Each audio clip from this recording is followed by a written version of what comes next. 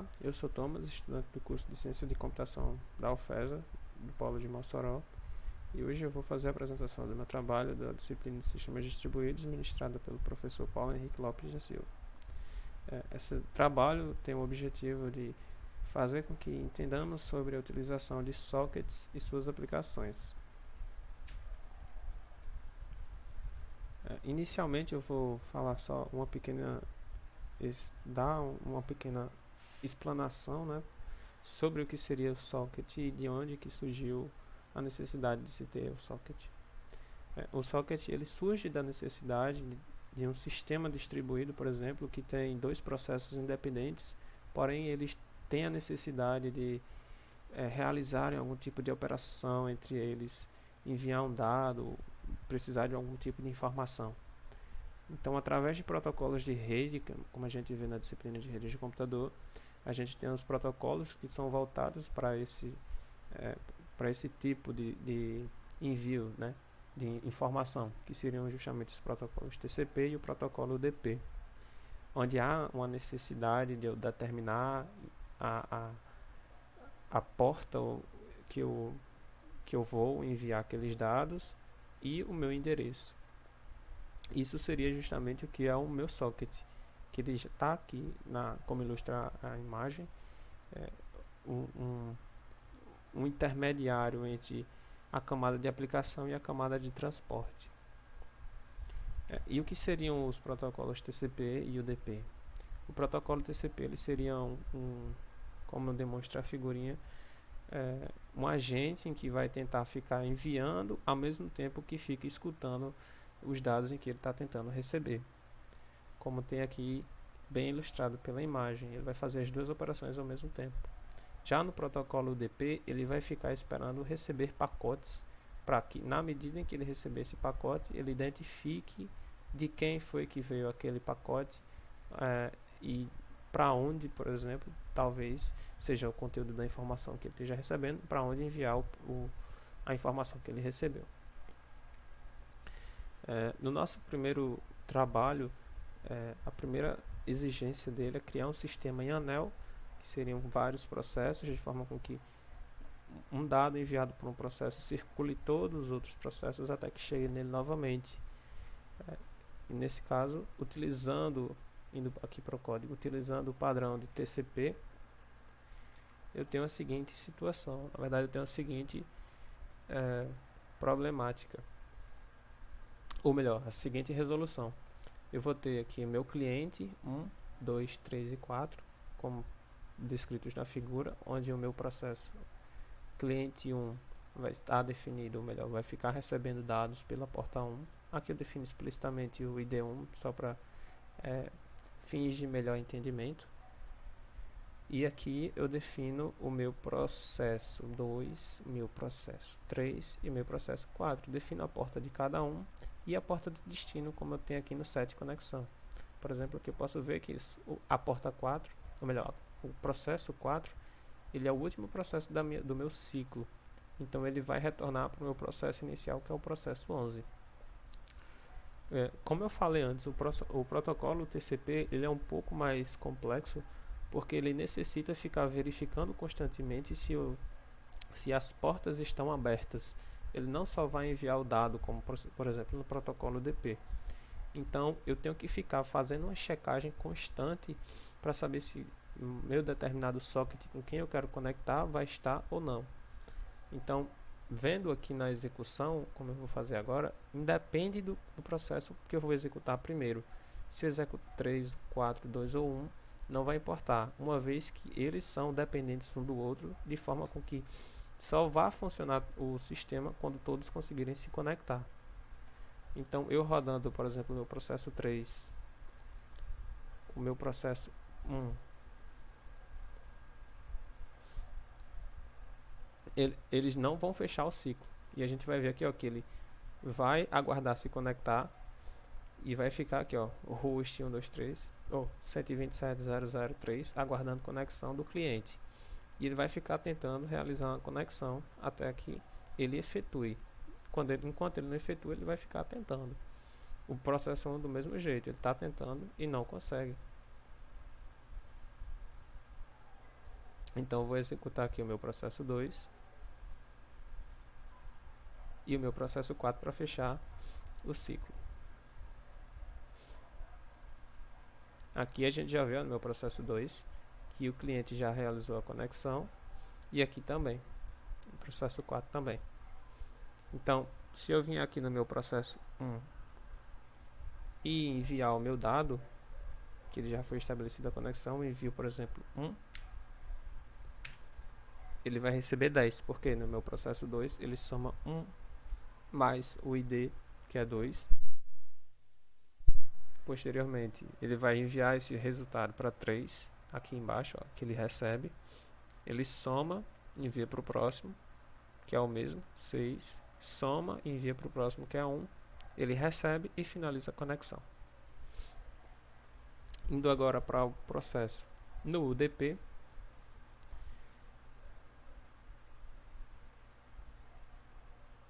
a gente tem a seguinte resolução: os mesmos processos, porém utilizando formas diferentes. No caso, a gente vai utilizar um protocolo diferente que é o UDP, e aqui a gente vai precisar definir a porta de envio, a porta que a gente vai receber os dados e o tamanho do buffer, porque o nosso protocolo UDP exige que a gente tenha um determinado buffer para enviar e receber os dados. Aqui eu inicio o meu datagram socket, na verdade, que é por onde eu vou receber os meus dados. Aqui no caso eu vou precisar realizar essas importações, ou melhor, inicializar os meus clientes, de forma que... Opa, eu esqueci de parar os outros. Todos estão parados. Agora sim vai dar certo. Meu cliente 1 está em execução, o meu cliente 2 vai estar em execução, e a gente pode ver que, assim como no processo TCP, ó, ele vai receber na porta 1 e vai enviar para a porta 2. Meu cliente 2 vai receber na porta 2 e vai enviar para a porta 3. E o meu processo 3 também, assim como o 4 também. Processo 3 entrando em execução, o 4 entra em execução também. E aqui no meu processo 1 eu tenho envio a mensagem. Eu vou fazer o meu processo enviar 1. E aqui a gente tem um valor bem estranho, porque nesse caso eu não utilizei diretamente um ID externo para definir. Então, se eu entrar aqui em meu cliente, a gente vai ver que eu estou definindo explicitamente, na verdade é implicitamente. Eu estou utilizando o que minha interface runEnable me retorna, que é esse Process Handle Current PID, que é o que eu faço a minha soma. Tanto é que se eu envio a minha mensagem que é 1, eu vou fazer o que? No meu processo 2 eu vou pegar o ID daquele meu processo que está em execução diretamente no meu sistema operacional, que é esse valor aqui, 21.824, e somo com 1, que foi o que foi retornado. Eu pego esse número gigantesco, envio novamente para o processo 3, que somo com o ID que ele é do meu processo, né? No caso 11.000, somo com o valor que foi recebido, passo para o processo 4, faço a mesma operação de soma e retorno para 1. Por isso que dá esse número tão grande, porque nesse caso eu utilizei o ID informado pela minha interface runEnable.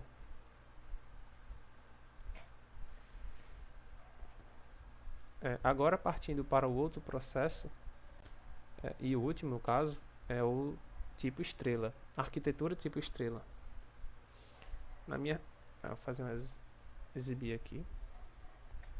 Na arquitetura tipo estrela, a gente vai ter um processo um pouco diferente. Por quê? Porque aqui a gente vai ter os processos se comunicando com o servidor, e o servidor é quem vai fazer o gerenciamento de quem ele vai enviar cada mensagem com quem ele recebeu. Então aqui, para fins demonstrativos, eu tenho o meu processo 1, que vai ter uma determinada entrada, vai receber essa entrada, vai mandar para o processo 2, e aqui, dependendo do formato como o P1 mandou, ele vai mandar só para P2 e só para P3, ou então vai mandar para P2 e 3. Vindo aqui para a implementação, eu vou ter a minha forma estrela um pouco mais complexa, porque aqui eu vou ter o meu servidor. Meu servidor vai ficar escutando na porta 8081, vai ter um tamanho de buffer para armazenar os dados, porque nesse caso eu utilizei também o protocolo UDP, por ser um pouco mais simples do que o TCP. E aqui eu mostro algumas informações, iniciando o servidor, declarando o buffer para receber os dados, criando meu datagram socket. E aqui eu vou ter uma característica um pouco importante, que vai ser a minha tabela de conexões. Uma vez que eu tenho o meu servidor, eu necessito, principalmente utilizando o UDP, eu necessito que os meus processos tentem se conectar comigo. Então eu fiz esse while true aqui, de forma com que ao iniciar o meu servidor, quando os meus processos, como por exemplo o P1, tentar se conectar comigo, se eu olhar aqui em seu construtor, eu vou ver que eu vou ter um método chamado ping. Por quê? Porque ele vai fazer um ping no meu servidor para tentar se conectar com ele. Na primeira vez que ele se conectar, ele vai enviar uma informação para o meu servidor vai identificar e vai adicionar ele na tabela de conexões. Então o meu servidor, na primeira vez que fizer isso, vai adicionar o meu ping na tabela de conexões, porque da próxima vez com que ele tentar se conectar com o meu servidor, vai apenas passar um dado, e meu servidor vai armazenar esse dado e tentar enviar para quem ele definiu. Do mesmo jeito eu faço na verdade com o processo P2 e o processo P3. Todos enviam para a mesma porta, pode ver, 80 e 81, só que ambos recebem de portas diferentes, porque são processos diferentes. Ambos não, todos na verdade. Então, rodando aqui primeiramente o meu servidor, quem é que vai ser o principal aqui. Eu necessito que o meu servidor, nesse caso, ele inicie primeiramente. Posteriormente eu vou rodar o meu processo P1, porque ele é quem vai enviar os meus dados. Tanto é que eu declaro aqui no meu construtor quem é que vai enviar. Cliente, tipo cliente, é o cliente que envia dados, por exemplo. E os outros dois, para fins demonstrativos, eu declarei aqui que vai ser o cliente que recebe os dados. Então eu crio cliente 2 e cliente 3 aqui. O meu servidor está aqui, ó, adicionei as 3 conexões. E meu cliente 1 ele vai enviar uma mensagem. Vamos dizer que ele quer enviar uma determinada mensagem para o cliente 2. Então eu defino aqui 2 e digo olá. Ele envia a mensagem, e dei uma exceção aqui, não sei porquê. Ele envia uma mensagem para o 2 recebe a mensagem, e eu percebi que aqui na verdade, pelo menos na minha IDE, o UDP ele é um pouco bugado. Tanto é que algumas vezes eu tenho que fazer o tratamento das mensagens que eu recebo através de regex. Então, sessões como essa aqui, por exemplo, para remover alguns lixos que são necessárias, porém infelizmente acaba acontecendo de ter algum desses problemas aqui. E aí ele envia meu processo, retomando, né? Ele envia meu processo para 2, e o 2 recebe o meu olá aqui. Aqui ele deu uma exceção de meu scanner, na verdade, que eu declarei aqui em cima. Ele está fechado, mas eu acredito que foi só um bug rápido. Retomando, parando todos aqui e voltando. Meu servidor a gente mostra enviando mensagem para 2. Se eu reiniciar aqui meu servidor e rodar novamente os meus processos, processo 1,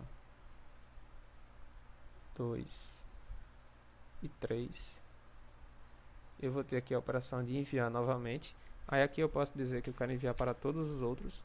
Não vou precisar enviar para mim também, porque quem está enviando sou eu.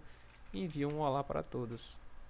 Novamente o mesmo problema do meu leitor, mas aqui referente novamente a minha classe cliente. Então a forma como eu trato a leitura do meu input, não necessariamente voltado ao problema do socket, não, da problemática da questão. Olhando aqui no meu cliente, no meu servidor, ele informa para quem está enviando mensagem para 2 e 3, e aqui eu recebo, minha mensagem recebida foi olá. No cliente 3 também, mensagem recebida, olá. Por fim, assim, demonstrando o funcionamento e a utilização dos mesmos, o protocolo TCP e UDP, para enviar e receber mensagens via socket. Então é isso, e obrigado pela apresentação, ou melhor, obrigado por assistir ao vídeo.